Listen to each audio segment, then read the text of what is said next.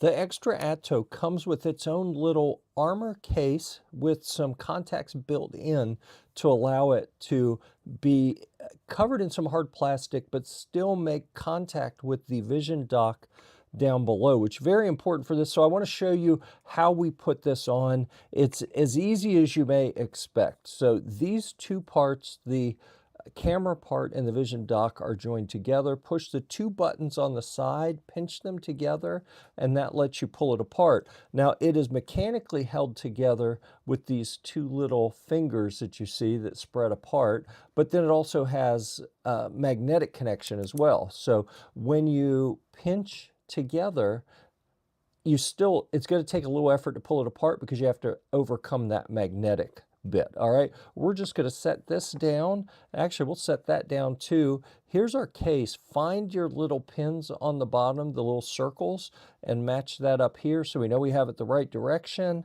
And now I'm just going to slide this down and push it till it clicks in place. It took very little effort. And now I can remount it just like it was before, but now the camera is wrapped in a protective plastic case.